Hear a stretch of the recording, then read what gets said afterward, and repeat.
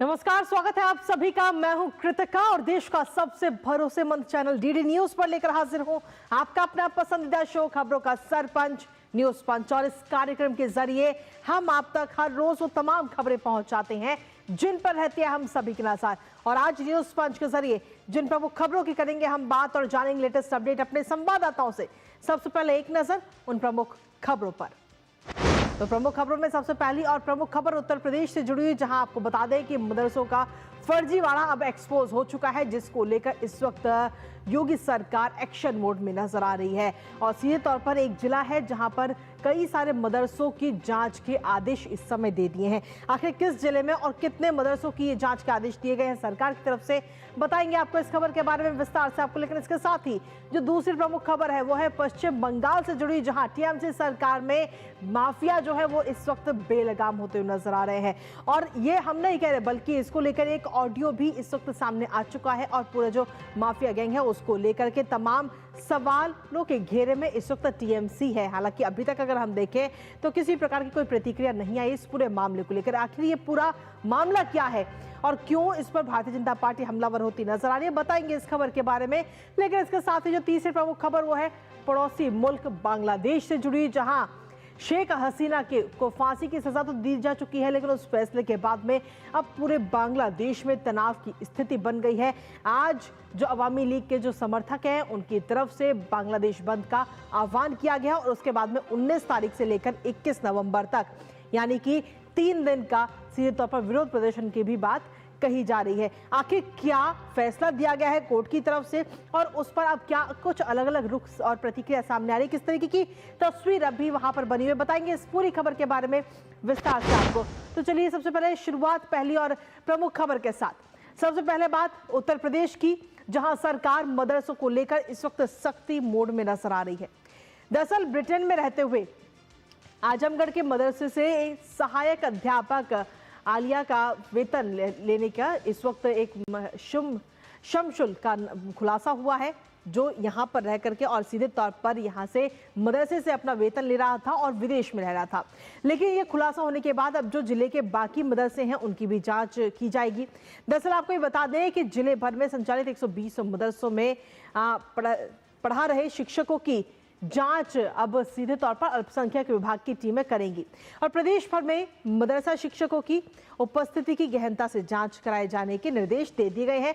और अब अनुदानित मदरसों से प्रबंधन से हर महीने उपस्थिति प्रमाण पत्र लेने के बाद ही शिक्षकों का जो वेतन जो हर महीने दिया जाता है वो जारी किया जाएगा, जब उनकी उपस्थिति की जो पूरी जानकारी है वो दी जाएगी। ब्रिटेन में जाबा से संदिग्ध मदरसा शिक्षक शमशुल इसका मामला सामने आने के बाद में सीधे तौर पर शासन ने अब चौकसी बढ़ाने के निर्देश दे दिए हैं। जानेंगे लेटेस्ट अपडेट अपने संवाददाता से। उससे पहले आपको दिखाते हैं एक्शन में योगी सरकार। तो जी हां, आपको बता दें कि योगी सरकार इस समय पूरी तौर पर एक्शन मोड में नजर आ रही है, जहां मदरसों में शिक्षकों की उपस्थिति पर अब सख्ती बढ़ती जा रही है। योगी सरकार ने पूरा व्यापक जांच के आदेश इस समय दे दिए हैं मदरसों में, जिसमें खास तौर पर अब अल्पसंख्यक विभाग जो है वो इन सभी मदरसों का पूरा औचक निरीक्षण करेगा। कौन शिक्षक मदरसे में आ रहा है बच्चों को पढ़ाने के लिए, कौन नहीं आ रहा है, या किसी शिक्षक की जगह पर कोई दूसरा व्यक्ति तो नहीं पहुंच रहा, इन तमाम चीजों को लेकर अब जांच की जाएगी। उपस्थिति की पूरी जांच की जाएगी। साथ ही जो उनके तनख्वाह है, हर महीने का जो वेतन है, उस वेतन के लिए अटेंडेंस प्रमाण पत्र भी अब चेक किया जाएगा कि जो शिक्षक है वो महीने में आखिर कितने दिन वहां पर गया है या कितने दिन नहीं गया, पूरी हर चीज की जांच की जाएगी। इसके साथ ही प्रबंधन को भी प्रमाण पत्र जारी करने के ऑर्डर दिए गए हैं। आजमगढ़ के जो शमशुल हुदा मामले में के बाद में अब ये गिरफ्तारी इस समय बढ़ती हुई नजर आ रही है। आखिर ये शमशुल हुदा का पूरा मामला क्या है, एक बार वो आपको बताते हैं। दरअसल अल्पसंख्यक कल्याण निदेशालय की तरफ से ये पूरी जानकारी दी गई है शमशुल हुदा मामले की पूरी, कि ये व्यक्ति मदरसे में नाम इसका चल रहा था, लेकिन ये विदेश में रह करके सिर्फ तनख्वाह ले रहा था। आजमगढ़ के मुबारकपुर मदरसे में इसकी नियुक्ति हुई थी और इसके साथ ही नियुक्ति के बाद से ही साल 2007 में ब्रिटेन जाने के बाद भी मदरसे से ये हर महीने ये व्यक्ति वेतन लेता रहा। दिसंबर 2013 में ब्रिटिश नागरिकता भी इस व्यक्ति ने हासिल कर ली और मदरसा शिक्षक की सारी सुविधाएं भी इसके द्वारा लगातार ली जा रही थी। और इसके साथ ही 2007 से लेकर 2017 तक का वेतन पूरा शमशुल हुदा ने लिया है और उसके बाद में उसको पेंशन भी मिलने लग गई है, जिसके बाद में कई सारे सवाल अब खड़े हो रहे हैं। लेकिन इस पूरी जांच की जानकारी अब सीधे तौर पर आई। एटीएस की तरफ से जांच में बड़ा खुलासा किया गया। शमशुल के संदिग्ध अंतर्राष्ट्रीय कनेक्शन के बाद में ये पूरा मामला जो है वो सामने आया है। यूपी सरकार ने पेंशन पर भी अब रोक लगा दी है और साथ ही संदिग्ध गतिविधियों के जानने के लिए जांच के आदेश भी इस वक्त दिए जा चुके हैं।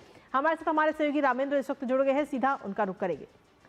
रामेंद्र, सीधे तौर पर अगर देखिए तो शमशुल हुदा के मामला सामने आने के बाद में अब सरकार जो है वो एक्टिव मोड में नजर आ रही है और अब अलग अलग जिलों में बाकी मदरसों की जांच की बात कही जा रही है और सीधे तौर पर ये निर्देश भी दिए गए हैं। बिल्कुल कृतिका, देखिए जब उत्तर प्रदेश सरकार ने मदरसों की स्थिति का आकलन किया जो नेपाल बॉर्डर पर थे, तो वो तमाम को एटीएस को सौंपा गया कि इनकी गतिविधियां क्या हैं, कैसे संचालित हो रहे हैं, क्या शिक्षा दी जा रही है। तो उसकी जांच में आजमगढ़ के एक शिक्षक का भी जिक्र है जो शमशुल हुदा नाम से था। वो ब्रिटेन में बस गया, ब्रिटेन की नागरिकता ले ली और यहाँ से उसको सैलरी दी जाती रही।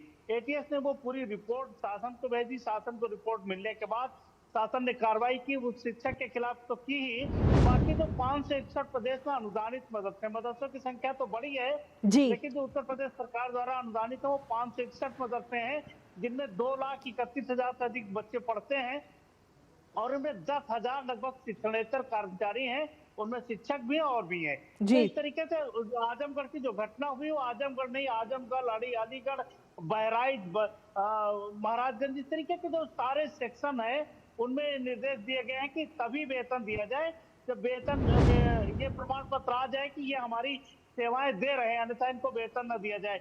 तो सरकार सख्ती और जांच के भी आदेश दिए गए हैं कि ऐसा तो नहीं कि मदरसा के शिक्षक पढ़ा क्या रहे हैं, बच्चों को शिक्षा क्या दे रहे हैं, उनके कनेक्शन कहाँ से हैं, ये सारी जांच भी शुरू की जा रही है।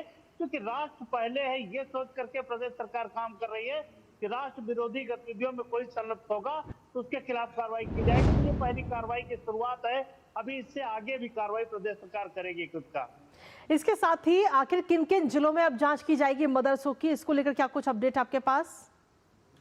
देखिए उत्तर प्रदेश सरकार ने 2 जिलों में दिया, अलीगढ़ और आजमगढ़, 2 जगह तो निर्देश दे दिए गए हैं कि तत्काल सारे मदरसों की जांच की जाए। लेकिन उत्तर प्रदेश सरकार ने पूरे प्रदेश के मदरसों की जांच के लिए दिया है कि कितने शिक्षक पढ़ा रहे हैं, कितने समय आ रहे हैं, शिक्षा की क्या स्थिति है, ये सारी चीजें उत्तर प्रदेश सरकार ने तय कर दी है। चलिए, बहुत बहुत शुक्रिया तमाम जानकारी हमारे साथ साझा करने के लिए रामेंद्र।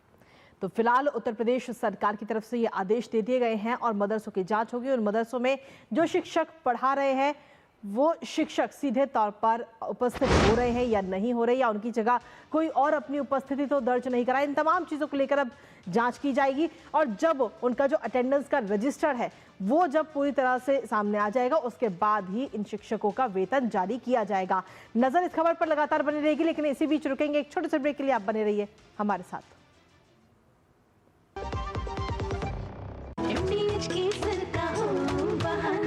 कश्मीरी पुलाव या हो बिरयानी खाना, केसरी चाय दूध, रसमलाई, केसरी लड्डू, हलवा याद आना, यही तो है MDH केसर का बहाना। MDH शुद्ध केसर, खुशबू ऐसी जो दिल जीत ले। MDH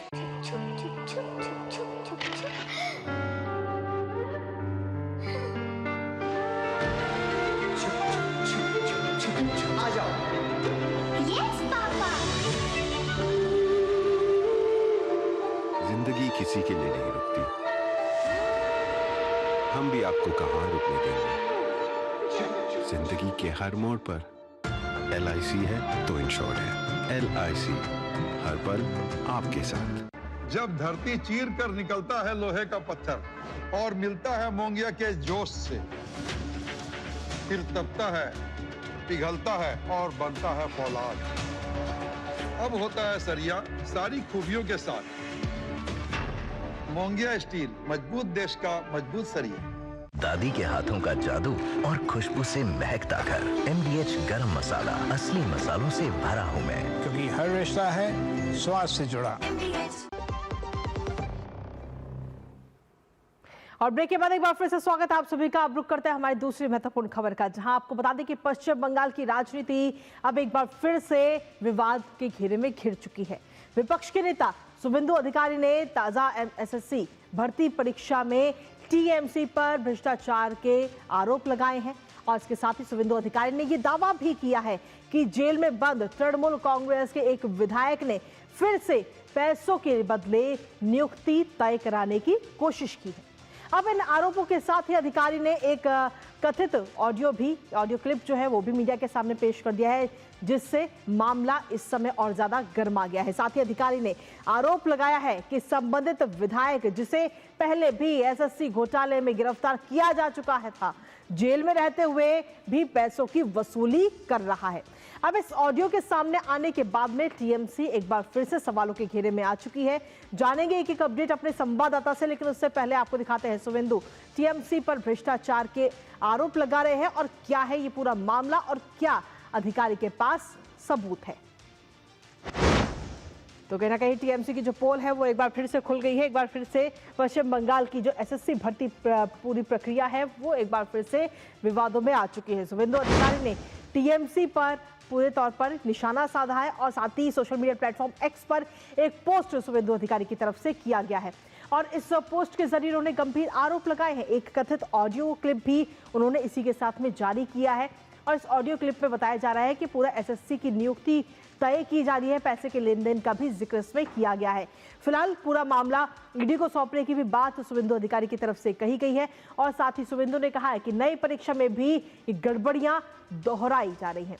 जेल में बंद विधायक ने हर अभ्यर्थी से रकम मांगी है और ऐसे में हालांकि टीएमसी की तरफ से ये जो तमाम आरोप लग रहे हैं टीएमसी के ऊपर, उन आरोपों से दरकिनार करती हुई टीएमसी नजर आ रही है। लेकिन अगर वो दरकिनार कर रही है और ये सभी आरोप अगर सही नहीं है तो आखिर ये ऑडियो कहां से आया, क्योंकि ऑडियो क्लिप में आखिर क्या कुछ है एक बार वो भी आपको बताते हैं। क्योंकि शुभेंदु ने प्रेस कॉन्फ्रेंस करके सीधे तौर पर इस ऑडियो की जानकारी दी है और इस ऑडियो क्लिप में टीएमसी विधायक की आवाज का भी दावा किया जा रहा है। हालांकि इससे पहले भी एसएससी घोटाले में इस व्यक्ति को गिरफ्तार किया गया था और जेल में रहते हुए पैसों की वसूली करने का आरोप है। 50,000 रुपए तक मांगने का दावा इस ऑडियो के जरिए किया जा रहा है।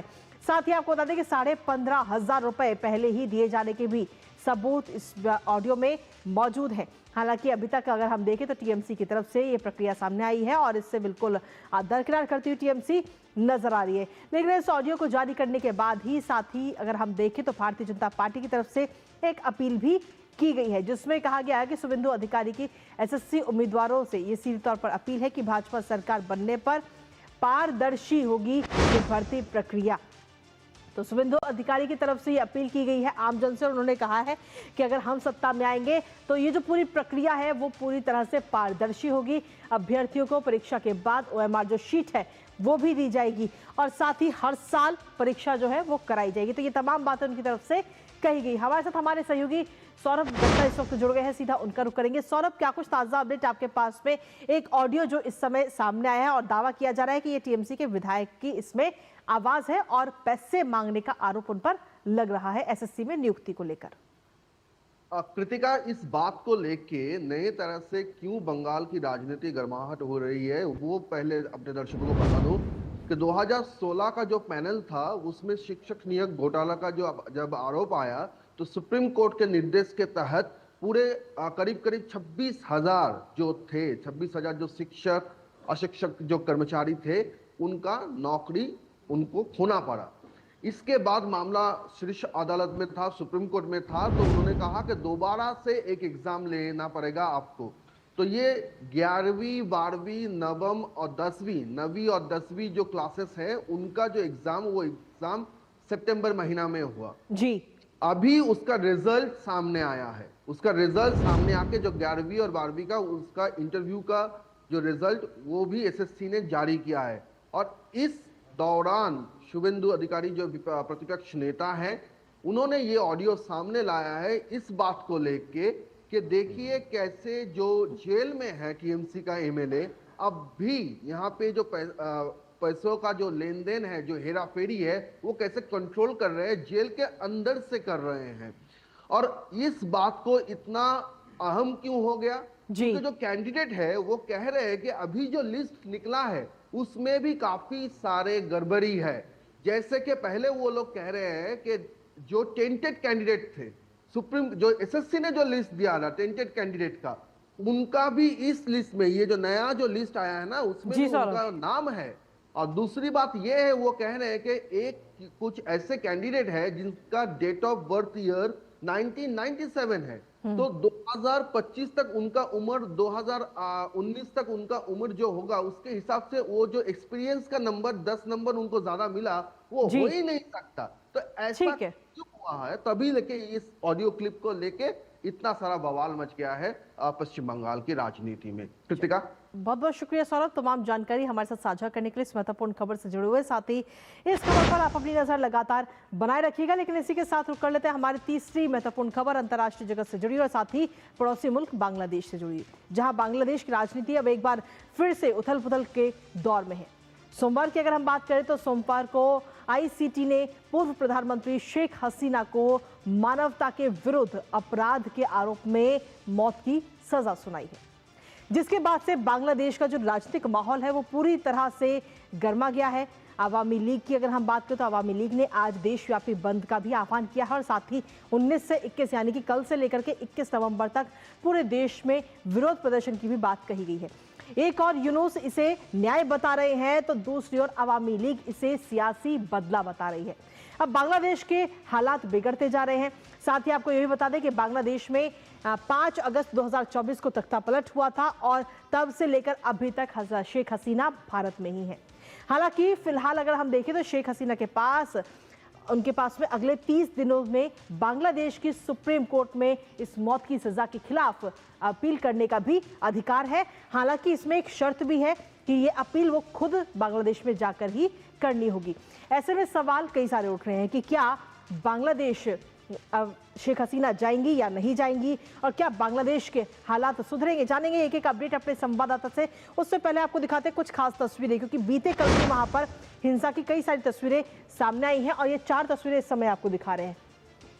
पहली तस्वीर में आप देख रहे हैं कि सजा के खिलाफ बंद का आह्वान किया गया था और आज ये बंद, देशव्यापी बंद बुलाया गया है बांग्लादेश के अंदर।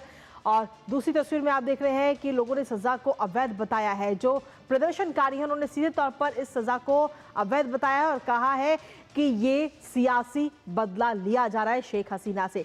इसके साथ ही तीसरी तस्वीर में भी इस वक्त हम आपको दिखा रहे हैं अवामी लीग ने बांग्लादेश बंद का आह्वान किया और शेख हसीना को सजाए मौत बीते कल दी गई है, जिसके बाद में इस समय अलग अलग कई सारी तस्वीरें सामने आ रही हैं जहां पर प्रदर्शनकारी सड़कों पर उतरे और सिर्फ प्रदर्शनकारी नहीं बल्कि उन पर कंट्रोल करने के लिए यूनुस की तरफ से भी सीधे तौर पर आदेश दे दिए गए हैं कि अगर कोई प्रदर्शनकारी दिखता है और वो अगर आपकी बात नहीं मानता है तो गोली मारने के आदेश तक दे दिए गए हैं। इसके साथ ही सड़क पर पुलिस भी नजर आ रही है, पैरामिलिट्री फोर्स नजर आ रही है, यहां तक कि आर्मी को भी सड़कों पर उतार दिया गया है यूनुस सरकार की तरफ से, जो अपने आप में कई सारे सवाल खड़े हो रहे हैं। हालांकि अगर हम देखें तो यूनुस सरकार की तरफ से ये साफ कहा गया है कि फरवरी 2026 यानी कि अगले साल फरवरी में बांग्लादेश में चुनाव होंगे, लेकिन उससे पहले ही आरोप लग रहे हैं कि उससे पहले एक बड़ी पार्टी अवामी लीग को खत्म किया जा रहा है। ये गंभीर आरोप इस समय यूनुस सरकार पर लग रहे हैं। लेकिन एक बार अगर हम देखें तो बीते कल जो फैसला आया कोर्ट की तरफ से, उस फैसले के बाद में हालात बांग्लादेश के अंदर बिगड़ते हुए इस समय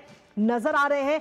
बांग्लादेश में सड़कों पर संग्राम की तस्वीरें नजर आ रही, कई सारी तस्वीरें ऐसी सामने आई हैं क्योंकि बीते कल शेख हसीना को सजाए मौत दी गई और उस पर अब बवाल मचता हुआ नजर आ रहा है क्योंकि शेख हसीना के जो समर्थक है वो इस समय सड़कों पर उतरे हुए हैं और लगातार आवाज उठा रहे हैं। सजा के खिलाफ अवामी लीग जो है वो आवाज उठा रही है। लीग ने आज देशव्यापी बंद भी बुलाया है और अवामी लीग ने सजा को सीधे तौर पर अवैध करार दिया है कि ये सजा जो है वो पूरी तरह से अवैध है।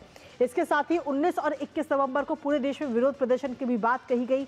कई जगह पर जो ये प्रोटेस्ट है, ये जो प्रदर्शन है वो हिंसक होता हुआ नजर आ रहा है। ऐसी कई सारी तस्वीरें सामने आई। दरअसल आपको बता दें कि बांग्लादेश में फरवरी 2026 में चुनाव हो सकते हैं, जो अभी तक की जानकारी मिली है। लेकिन एक बार फिर से बांग्लादेश जो है वो सुलगता हुआ नजर आता है क्योंकि बीते कल जो फैसला आया उस फैसले के बाद में अब स्थिति तनावपूर्ण वहां पर बन चुकी है और सीधे तौर पर आगजनी, तोड़फोड़ और पत्थरबाजी भी वहां पर शुरू हो चुकी है। जो प्रदर्शनकारी हैं वो आगजनी कर रहे हैं, तोड़फोड़ कर रहे हैं, पत्थरबाजी कर रहे हैं। इसके साथ ही सड़कों पर पुलिस पैरामिलिट्री फोर्स और साथ ही आर्मी को भी तैनात कर दिया गया है, जिससे कि स्थिति वहां पर कंट्रोल में रहे। और जगह जगह झड़पें भी हो रही हैं, हिंसक प्रदर्शन हो रहे हैं प्रदर्शनकारियों के, और अवामी लीग के जो समर्थक हैं वो सड़कों पर उतर चुके हैं, जिनको कंट्रोल करने के लिए पुलिस, पैरामिलिट्री फोर्स और साथ ही आर्मी को भी इस वक्त सड़कों पर उतार दिया गया है। आखिर शेख हसीना के ऊपर कौन से 5 बड़े आरोप हैं वो आपको बताते हैं। सबसे पहला आरोप उनके ऊपर लगा हुआ है, हत्याओं का आदेश उनकी तरफ से दिया गया था, यह आरोप उनके ऊपर लगा हुआ है। और दूसरा आरोप उनके ऊपर लगा है भड़काऊ भाषण से हिंसा, जो उन्होंने भाषण दिया उस भाषण से हिंसा फैली, ये भी गंभीर आरोप इस वक्त लगा हुआ है उनके ऊपर। इसके साथ ही जो तीसरा आरोप की अगर हम बात करें तो तीसरा आरोप उनके ऊपर लगा है कि उन्होंने न्याय में बाधा डाली है, और इस आरोप में भी उनको दोषी करार दिया गया है। इसके साथ ही जो आरोप 4 है वो है जो छात्र था अबू सईद, उसकी हत्या का ऑर्डर उनकी तरफ से दिया गया, ये भी उनके ऊपर आरोप है। और साथ ही जो 5वां आरोप है वो है चाखारपुल में 5 लोगों की हत्या करना और उनकी लाशों को जलाना। हालांकि ये 5 आरोप में से अगर हम देखें तो आरोप नंबर 1, आरोप नंबर 2 और आरोप नंबर 3 में उनको दोषी करार दिया है, और साथ ही जो सजा हुई है वो हुई है आरोप नंबर 1 और आरोप नंबर 2 में। अब इसको लेकर शेख हसीना की तरफ से क्या कुछ बयान इस समय दिया गया है वो एक बार आपको बताते हैं। सीधे तौर पर शेख हसीना ने यह बयान दिया है और उन्होंने कहा है कि बांग्लादेश में इस्लामिक कट्टरवादी इस समय एक्टिव है। ये फैसला धांधली से भरे न्यायाधिकरण ने सुनाया है। अंतरिम सरकार के जो उग्र तत्व हैं वो उन्हें और अवामी लीग को राजनीति से समाप्त करना चाहते हैं, और इंटरनेशनल क्राइम ट्रिब्यूनल यानी कि ICT निष्पक्ष अदालत नहीं है, इसे ऐसी सरकार चला रही है जिसे जनता का कोई जनादेश भी प्राप्त नहीं है। इसके साथ ही उन्होंने आगे लिखा कि यूनुस के शासन में सार्वजनिक सेवाएं चरमरा गई हैं, हिंदुओं और अन्य धार्मिक अल्पसंख्यकों पर हमले लगातार हो रहे हैं। ये तमाम बातें उन्होंने कही। साथ ही उन्होंने कहा कि महिलाओं के अधिकारों का भी दमन किया जा रहा है। प्रशासन के अंदर मौजूद इस्लामी कट्टरपंथी बांग्लादेश की धर्मनिरपेक्ष सरकार की लंबी परंपरा को कमजोर करने की कोशिश कर रहे हैं। यूनुस के शासन में इस्लामिक कट्टरवादी सरकार के संरक्षण में सक्रिय हैं। पत्रकारों को गिरफ्तार किया जा रहा है, आर्थिक विकास ठप हो गया है, और यूनुस ने जानबूझकर चुनावों को टालते हुए देश की सबसे पुरानी पार्टी को चुनावी प्रक्रिया से बाहर रखा है। तो इस तरीके की तमाम बातें इस समय कही गई हैं, जो बांग्लादेश के पूर्व प्रधानमंत्री है शेख हसीना, जिनके खिलाफ बीते कल कोर्ट की तरफ से आदेश दिया गया है। और सीधे तौर पर यह आरोप लगाया गया है यूनुस सरकार के ऊपर अब कि उन्होंने अवामी लीग को वो खत्म करने की साजिश है। हालांकि इसको लेकर भारत की तरफ से, जो भारत का विदेश मंत्रालय उसकी तरफ से भी बयान सामने आ चुका है, जिसमें कहा गया कि भारत ने इस फैसले को संज्ञान में लिया है। भारत ने याद दिलाया कि वो बांग्लादेश का करीबी पड़ोसी है और बांग्लादेश के लोगों के हित, शांति, लोकतंत्र, सभी समुदायों की भागीदारी और देश में स्थिरता के लिए प्रतिबद्ध है। भारत बांग्लादेश की शांति और स्थिरता को ध्यान में रखते हुए सभी पक्षों के साथ रचनात्मक तरीके से बातचीत जारी रखेगा। तो ये भारत की तरफ से प्रतिक्रिया इस समय सामने आ चुकी है। हमारे साथ हमारे सहयोगी प्रसन्नजीत बख्शी इस समय जुड़ गए हैं, सीधा उनका रुख करेंगे।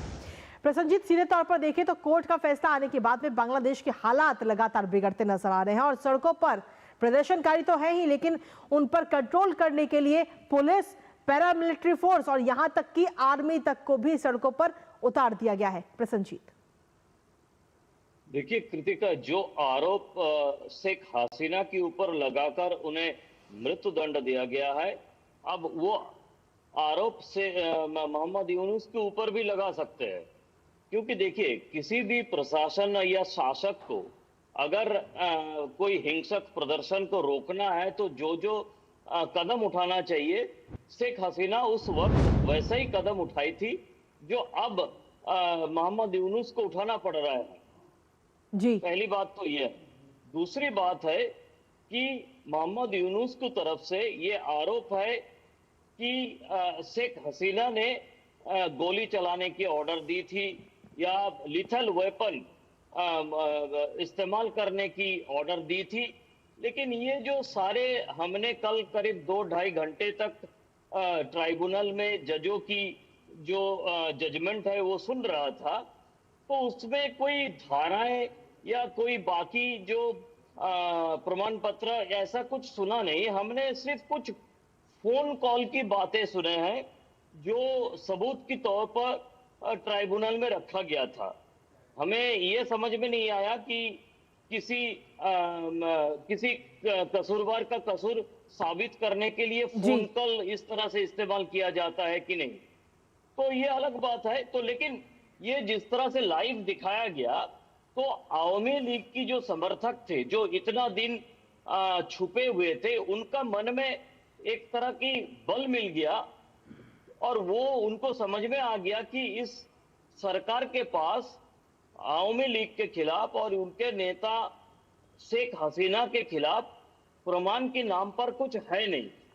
और जिस आवामी लीग को मोहम्मद यूनुस ने तोड़ने की कोशिश की, जिस आवामी लीग को मोहम्मद यूनुस ने खत्म करने की कोशिश की जी, उस आवामी लीग को ऊर्जा मिल गया कल इस ट्राइब्यूनल की लाइव टेलीकास्ट के बाद। अब आवामी लीग को समझ में आ गया कि वो अगर अपने छुपे हुए जगह से निकाल के आकर ये आंदोलन के रास्ते पर जाए तो हो सकता है कि वो फिर से जिंदा रह सकते हैं, फिर से जिंदा राजनीति में वापस आ सकते हैं। तो इसीलिए कल रात से ही हम लोग देख रहे थे और पिछले 2 दिन की आंदोलन में भी हम देख रहे थे कि वो बड़ी संख्या में, जो इतने पिछले 1.25 साल से वो नहीं दिख रहे थे, वो बड़ी संख्या में ढाका से लेकर बांग्लादेश के अलग अलग जगह पे रास्ते पे दिख रहे हैं। इसीलिए यूनुस को पुलिस से, आधा सेना से सेना रास्ते पे उतरना पड़ा और 19-20 तारीख को फिर से ये आवामी लीग ने आंदोलन की जो घोषणा की है, उस आंदोलन के कारण से मोहम्मद यूनुस काफी डरे हुए हैं और कई सारे इस तरह की जो सेना, आधा सेना की तैनाती की घोषणा की है। तो एक आमने सामने की स्थिति है पूरे बांग्लादेश में। और फिर से करीब 1.25 साल के बाद, वैसे पिछले 1.25 साल से एक दिन के लिए भी बांग्लादेश शांत नहीं रहा, किसी ना किसी तरह से वहां पे आगजनी और मारपीट की स्थिति रहा है, मोबोक्रेसी का स्थिति रहा है। कल पूरे रात ऐसा ही चलता रहा और मुझे लगता है कि ये आगे जाके आवामी लीग को एक ऊर्जा दे दिया और जो कोशिश बीएनपी, जमात और यूनुस की तरफ से किया जा रहा था, वो एक रिवर्स गियर में चलने लगे हैं कल की इस ट्राइब्यूनल की घोषणा के बाद। कृतिका, बहुत बहुत शुक्रिया प्रसन्न जी, तमाम जानकारी हमारे साथ साझा करने के लिए। लगातार इस खबर पर आप अपनी नज़र बनाए रखिएगा। तो पड़ोसी मुल्क बांग्लादेश की लगातार हम चर्चा करें, क्योंकि वहां पर हालात जो हैं वो इस समय लगातार बिगड़ते हुए नजर आ रहे हैं। वहां की एक अपडेट आप तक लगातार पहुंचाते रहेंगे। लेकिन इसी के साथ फिलहाल न्यूज़ पंच में मुझे हमारी पूरी टीम को दीजिए अनुमति। दोपहर 2 बजे फिर होगी आपसे मुलाकात कुछ और महत्वपूर्ण खबरों के साथ। तब तक के लिए नमस्कार।